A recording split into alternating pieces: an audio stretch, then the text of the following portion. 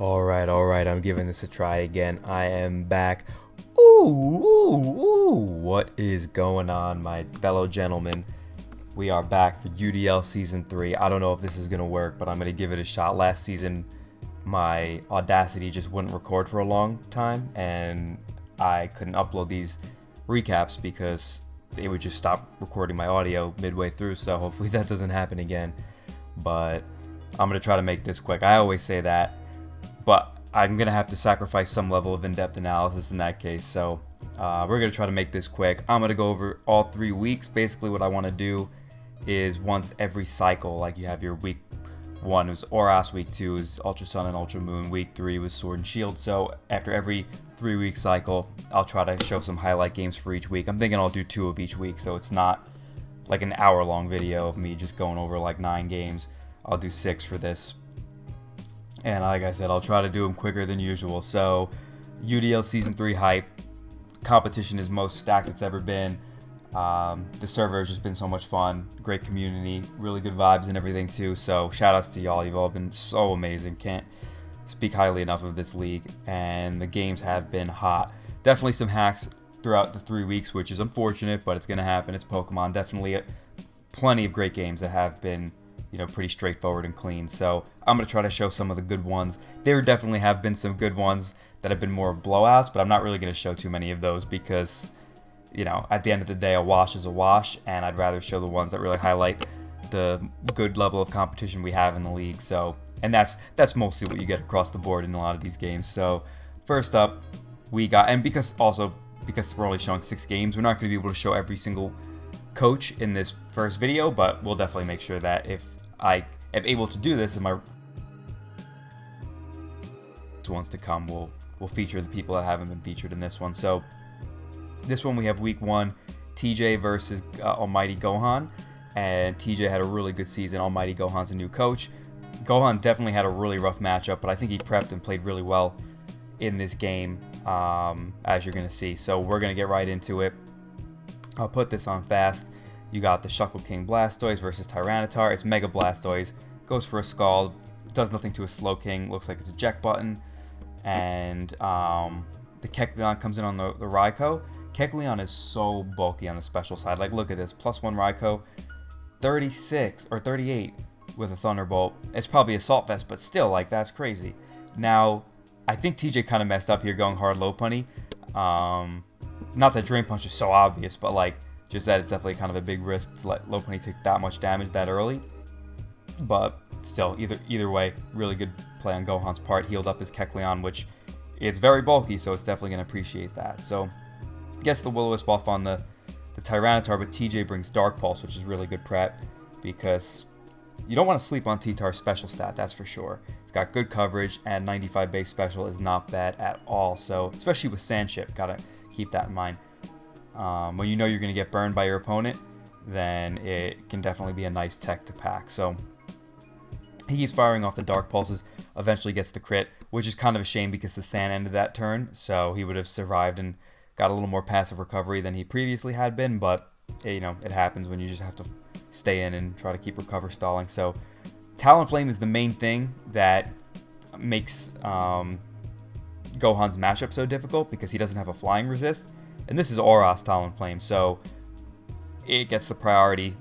Flying moves, you already know that's going to be a big headache for a team without a flying resist. So as long as he can keep rocks off, that thing is a menace. So TJ brings in the Talonflame on the Shaman, switches out, gets that natural cure, but that Acrobatics does nothing to Blastoise.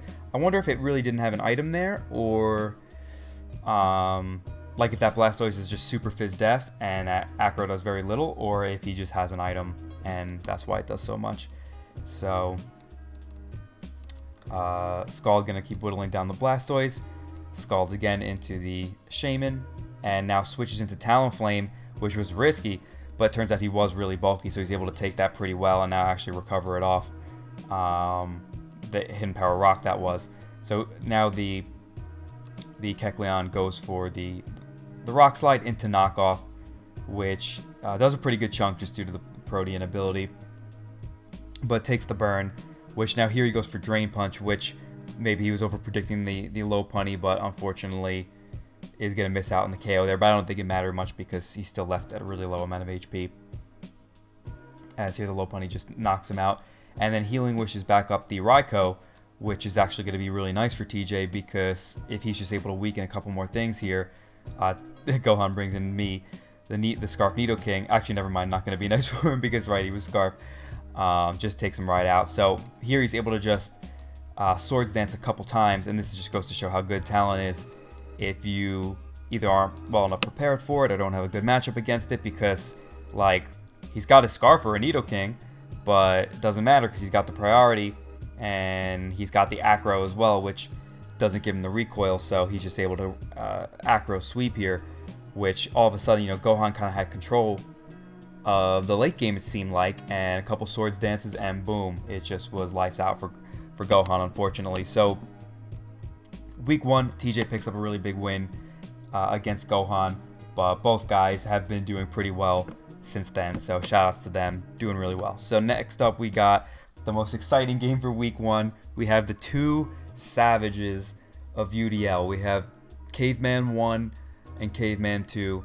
I don't know which one is which number, but both of these guys are infamous for smashing children's skulls against the side of their cave walls and slurping their brains out like a big old oyster. So we were definitely excited to see these two go at it. We wanted them to meet up in the octagon for this battle, but like rather instead of actually battling with Pokemon, we wanted them to meet up in the octagon full on MMA style, but unfortunately we couldn't arrange that and they just had to go through with a regular battle. Let me check my Audacity.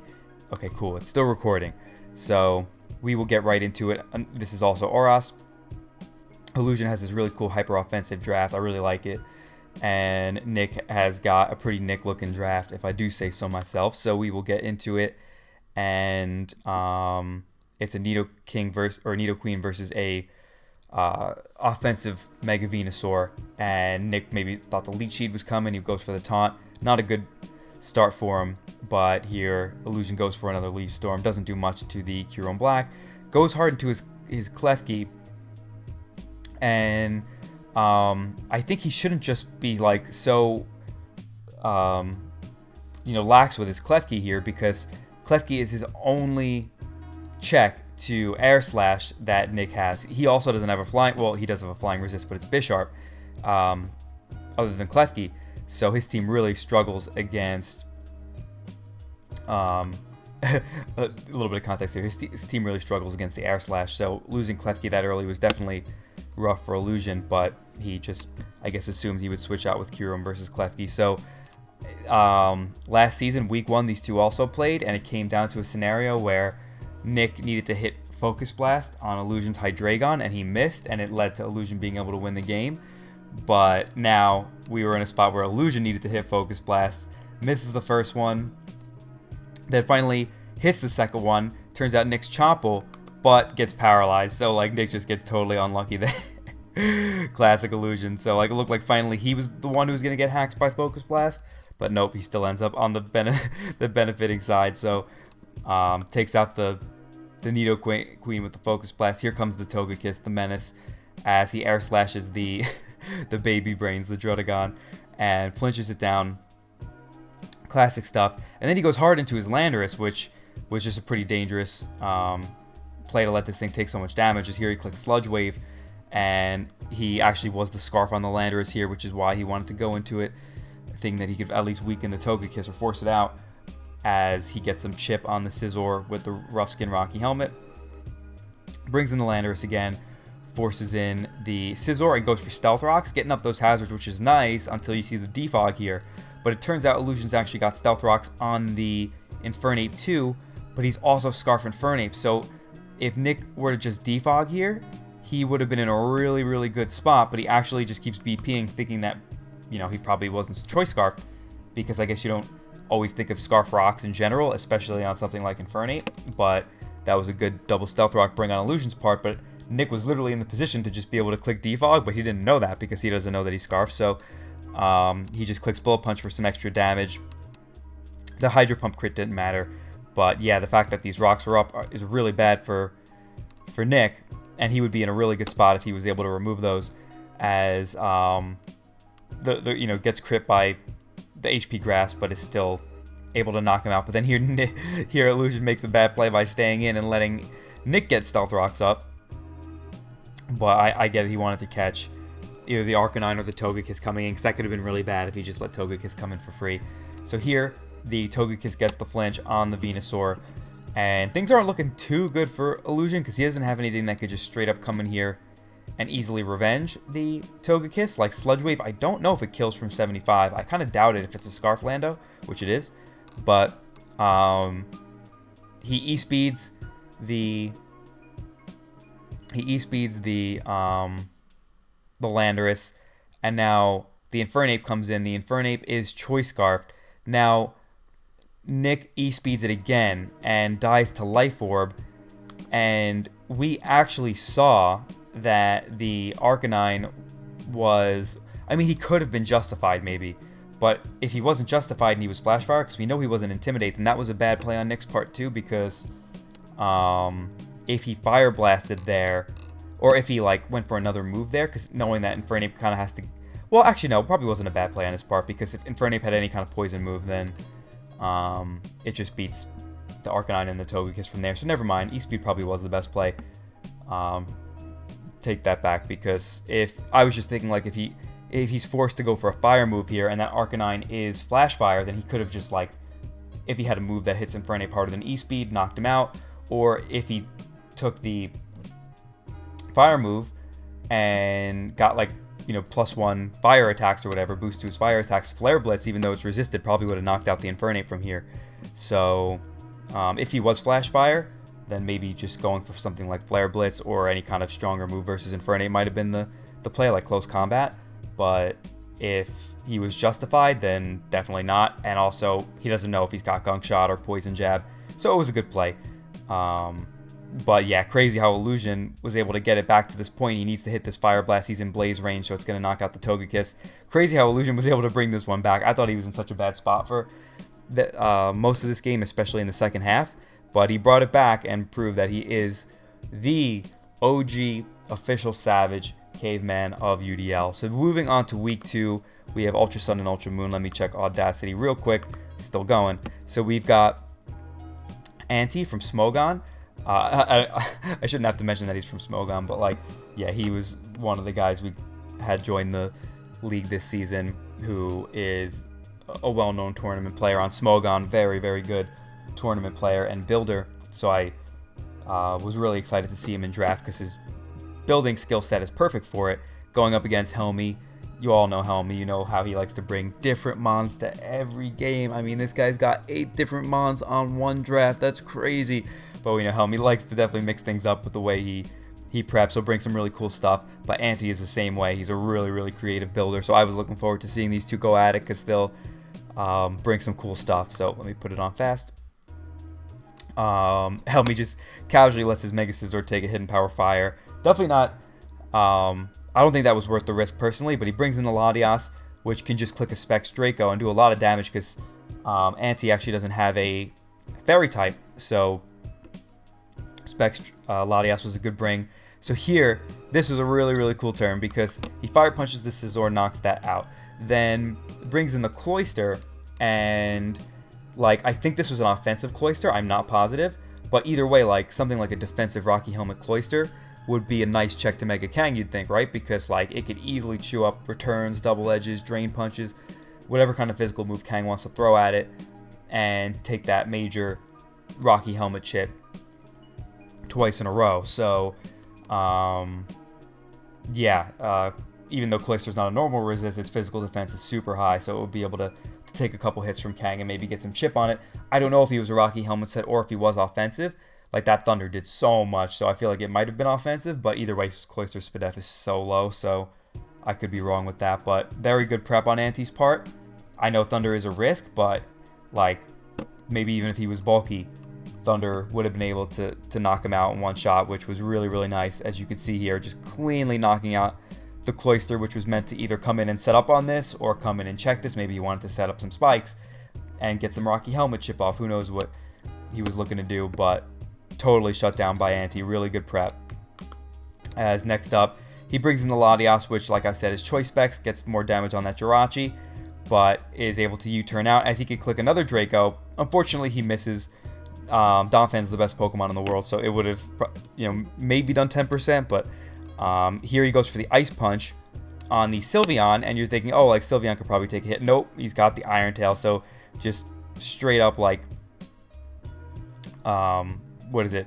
Has it revealed all its moves yet? Yeah, it did. So straight up 4 attacks coverage, Mega Kangaskhan, just dishing out the damage, really, really going in hard, and poor Helmy just was not ready for it, as Ante is just up with a 5-1 lead now, as he actually is even able to take the Power Gem. I'm assuming he's Assault Vest, but the Iron Head actually does just barely miss out on the KO, as Ante does not choose to preserve Differential, which is a nice thing to do, and maybe he doesn't know because he's not used to it. But either way, just still wins with a very high differential win. But I thought that was cool because, like, Mega Kang is a Pokemon that I personally have slept on a lot, and I think a lot of others do too.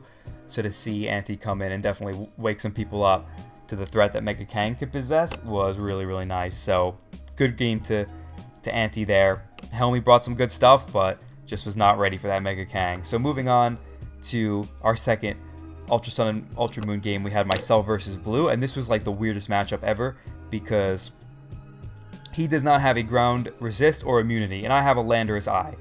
So you would just think like, oh, easiest matchup ever. And also his Dark Resist is Greninja, so like Darkrai just goes in. But it was not really that kind of matchup because you have Mega Beedrill that outspeeds my whole team in 1 or 2 shots, almost everything, obviously other than Steelix, but because it could just U-turn out, and then has tons of things that do threaten Steelix, like Greninja, Garchomp, Seismitoad, Tapu Lele. He even has a Cofagrigus. That was a really big threat to me, and Ferrothorn is also pretty annoying in general.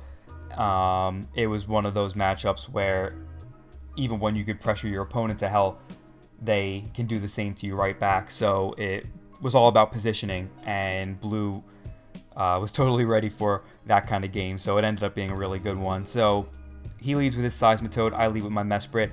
I've got the Energy Ball coverage on this, but unfortunately I'm not able to knock him out, and he's able to get up the Stealth Rocks. So I can get up my Stealth Rocks next turn, and I actually have enough bulk on this to take even an adamant U-turn from Mega Beedrill. He expects me to switch out here, goes for the Pursuit. As I Ice Beam, I probably should have HP fired, because I think it might have put him under 50. I don't know the roll off the top of my head, but if it did, then he would only have 2 more switch-ins. So I probably should have HP fired there, but I was just really expecting the U-turn and thought the Garchomp might come in and that it was worth catching that thing. But because if Ferrothorn came in, then I just Hidden Power Fire that. But if Garchomp comes in and outspeeds me, so that's why I went for the Ice Beam there. But now, even if he's Jolly, U-turn is still a roll here, but unfortunately he does knock me out. So he goes into his Seismitoad, as that gives him good initiative because it forces me to go into something that now gives him initiative to go into his next Pokemon. So he goes into his Lele next.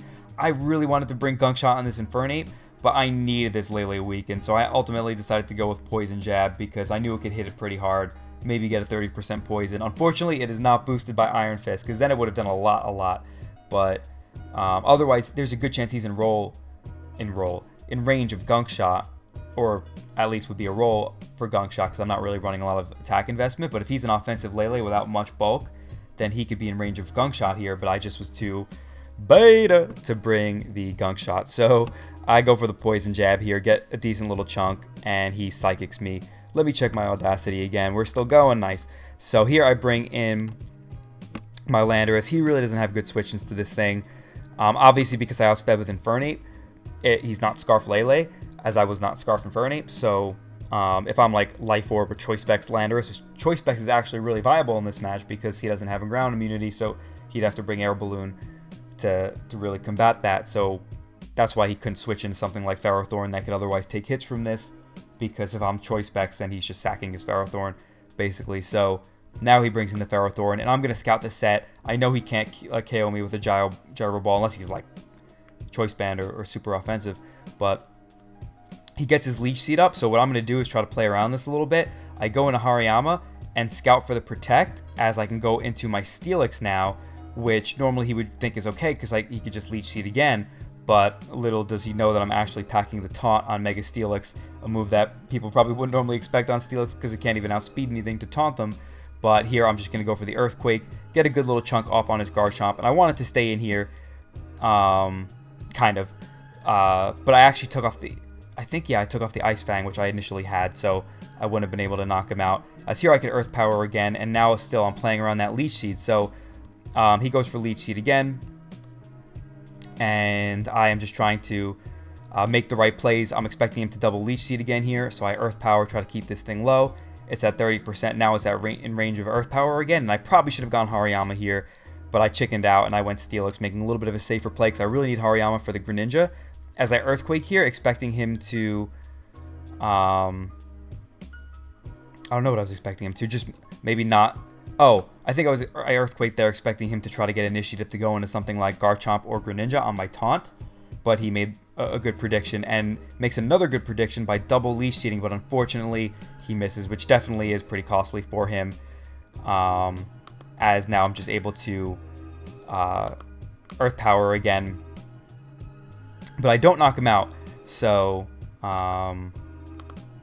yeah, he could have maybe attacked there and just knocked me out, but he chooses not to. So here he brings in his Greninja, which is going to have the Water Shuriken as expected. But I needed to stay in there because I really just couldn't risk switching out and letting anything else take damage.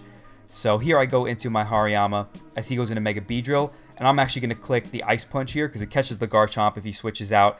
Getting damage on Greninja would be really good, so I could put it in range of something like Dark Pulse from Scarf Darkrai or Sludge Bomb, so I don't have to worry about a Focus Blast miss. But so that's why I was okay going for Ice Punch there, because I could take any 2 hits from Greninja unless maybe some kind of physical set could hit me harder, like Physical Waterfall. But yeah, I was okay if Greninja took that damage, because then it would put it in range of stuff that would allow my Darkrai to sweep. But also Beedrill came in close combat, was actually a roll in his favor to live.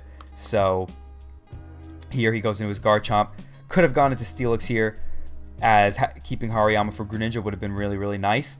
But I'm still in a pretty good spot here because I could Ice Beam and knock out the Garchomp, as now he is going to go for the Scald on my Steelix. If he had Hydro Pump here, I would have been in a little bit of a worse spot, because now that he's forced to Scald again, my Darkrai is able to knock him out with Sludge Bomb. Here, I do get a crit, but the crit didn't matter.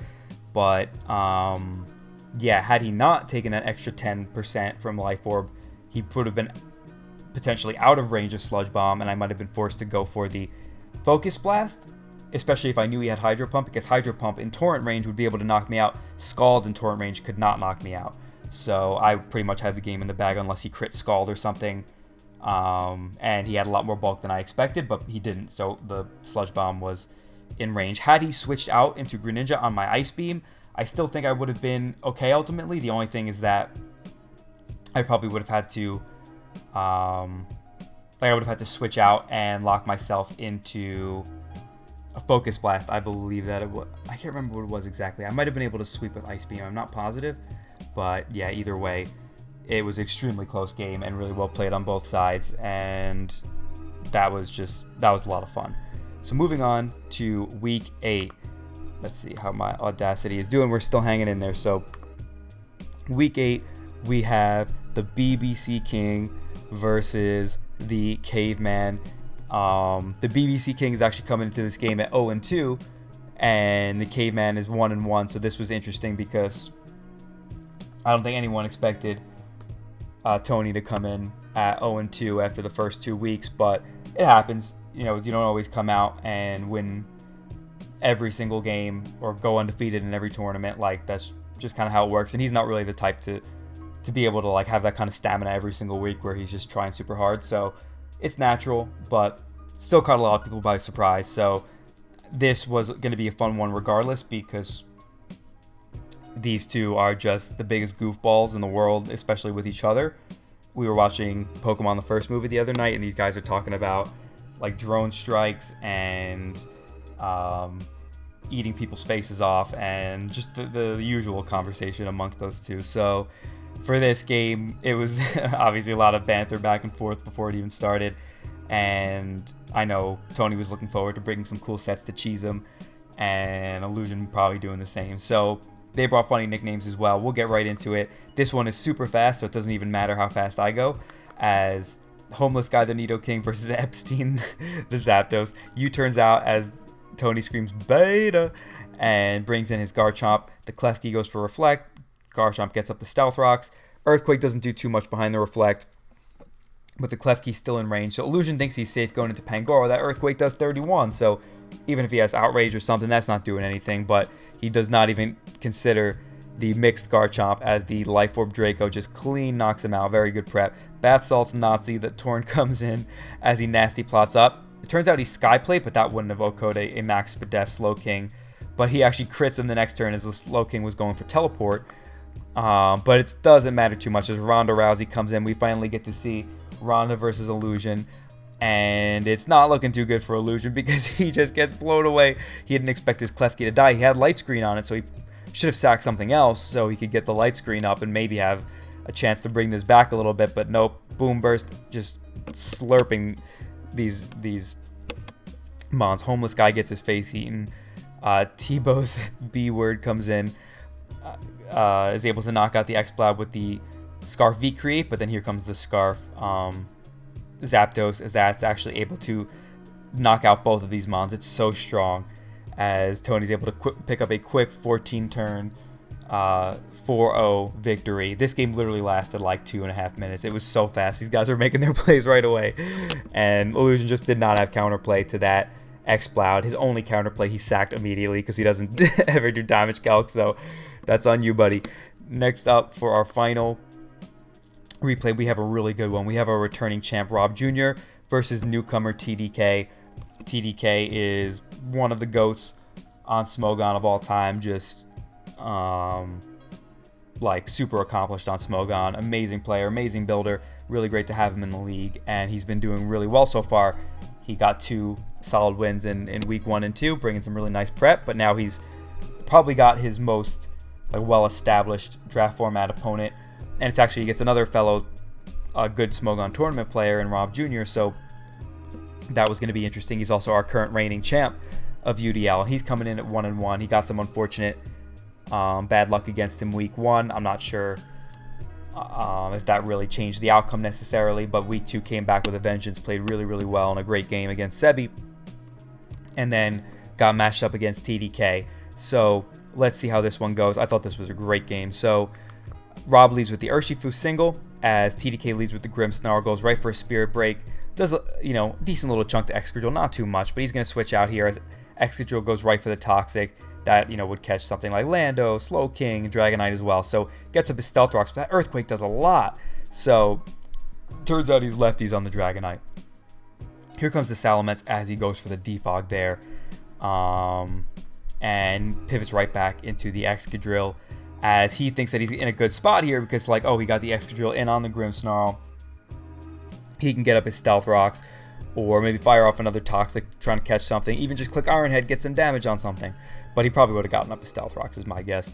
But it turns out this Grimmsnarl is actually Scarfed. Really, really interesting little set that TDK brought, because obviously Grimmsnarl is a strong attacking Pokemon with good coverage, but I personally just haven't really seen too many people use Grimmsnarl that well. I know it's obviously a good dual screener and has good utility moves, but it's setup sets that people initially thought were going to be really good when it was first released just have not held up really well in, I don't think, Smogon format, even though I haven't really followed too much, and I haven't seen it work too well in draft. So the Scarf was nice and clean here, as he actually set this up really, really well, knocking out the Excadrill so early when, even though it was still really low, it's still a Pokemon with amazing utility, just really strong, and having access to Stealth Rocket and being one of the better spinners in the game.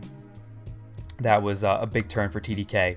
So knocks out the Excadrill, brings in the Necrozma, and goes right for the Dragon Dance. Necro is such a threat, as he goes for the knockoff, but TDK's actually got the Cobra Berry and the Dragon Tail. Very, very good prep, as here comes the Salamence. Mence goes for the Toxic, but the Slowking just goes right for the Teleport, as he stays in on the Grimmsnarl to take that Scarf Spirit Break just to get a Toxic off, but really doesn't do too much, as here comes the here comes the Pre-Marine. It takes a pretty big chunk from the Spirit Break and flip turns into the Kartana, and he makes the call to go for the Scarf Close Combat on this Kartana here, which TDK does choose to leave in, and it ends up getting knocked out. So here the Lando comes in as Rob brings in his Mence, and it turns out TDK's brought the Adrenaline Orb. Very, very good prep, as he's basically got a Dragon Dance boost right now. Is able to hit his Stone Edge and just knock Rob right out. So Salamence. As here, he brings in his Urshifu, clicks the Ice Punch, and knocks out the Dragonite, as TDK is able to bring in his Grimmsnarl, gets the Spirit Break off on Raikou, and that's actually going to be pretty important, as you're going to see a little bit later, just him having the Spirit Break, as the Primarina comes in, gets knocked out by the Landorus's Earthquake, clicks Wicked Blow here, as it's definitely the best coverage move against whatever he's got left, but does get forced to take damage in the process, and Wicked Blow is actually 4 times resisted by Grimmsnarl, so he's forced out here. And now you're going to see what I mean by the Spirit Break. Is here he clicks Spirit Break, and you would think that, like, oh, he's definitely in range here, but he smartly does scout for the Protect here, as now Rob just clicks the Thunderbolt on the Slowking, as he's able to just teleport right out of there, and it puts him in a really good spot now, because the Spectrier comes in and he goes for a Substitute, and Raikou could still break the Substitute with Thunderbolt even at -1, but now you're going to see he's actually got the Disable on his Spectrier, and now is able to sub up again, as his only other attacking move is Scald, and that is not enough to break the sub after the Spirit Break special attack drop. So that was a really, really good prep on TDK's part, as here he's just able to substitute up again, take that Scald, and now he's going to be able to knock out the Raikou with the +2 Shadow Ball, as now Rob is forced to bring in his Urshifu. He goes for the U-turn. TDK could have subbed here, I think, unless, I'm just trying to think what Rob could have done that would have made sub not the best play there, but it ultimately doesn't really matter. He still has a very, very safe route to winning this, because he can just U-turn, break the sub, get the KO with Shadow Ball, and now force him into clicking Wicked Blow, which the Grimmsnarl can 100% take no matter what, and knock him out with the Spirit Break. So yeah, like, if he subbed there, obviously there's differential you can preserve that a little bit, but it's not that important. Like, differential is a stupid tie-break mechanic in the first place. I think people are starting to realize that more and more. Hopefully next season we can implement something a little bit better. I know I've been in talks with Kaz about that, but that would be next season. But anyway, like I said, differential perseverance didn't really matter too much. TDK picked a very, very perfect safe win route, and just great prep, great play on both sides. And TDK is actually 3-0, so he's doing super well. And week 4 is actually going up against his buddy Anti. So I'm really excited to see those two guys play each other, because they're incredibly good and they know each other very well and are good buddies. So that should be really fun.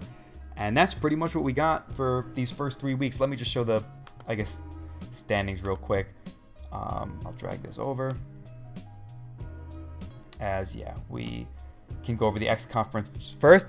Shout out to Nathan. Splurge is literally in first place after 3 weeks. Like, that's so cool, because last season he went 0-9, and now this season has come out with 2 really strong wins. Even the one that he lost, he was like really in that game. Like, I think he might have been able to win it had he made a couple different plays. So 2-1 with a good differential at the top of X conference after 3 weeks. That's really, really awesome, going from 0-9. Like, even if he didn't win a single other game, which I don't think will be the case, but just if that was the case, like, the fact that he could have easily been 3-0 and is 2-1 with a good differential after 3 weeks against top opponents. Like, week 1 he beat Tony, week 2 he had a close one with Gohan, week 3 he beat Blitz, who was 2-0. He has been just excellent and is already the most improved compared to last season, if we did the awards just today. And then Blitz took the L to Nathan this week, but has been doing very well. Gohan has been doing very well. Like, I showed that one week 1 where he had lost, but him and TJ are both literally tied, 2-1 +3. Both guys are doing great. Aki the GOAT at 2-1, and then you've got Shuckle King and II both at 2-1 with 0 differential. So look how close the X conference is. Love to see it. Everybody's in with range of one another. Like even Nick is 0-3, but only -5. Like his differential isn't that bad. So yes, he's got to pick up his record, but he is certainly not out of it by any stretch of the imagination. No one is. So that is awesome to see. The X conference looking super strong. Then I'll drag this down. Oh crap. I'll drag this down to look at Y real quick.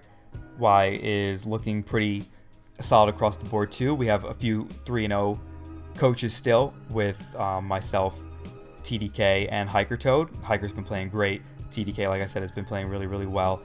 I had a super fun game with Anti week 3. I wanted to show that one, but I had some other really good games to show for week 3, so I chose those instead. But I had a blast with that one. That was really fun. Silver, Anti, guys both doing great.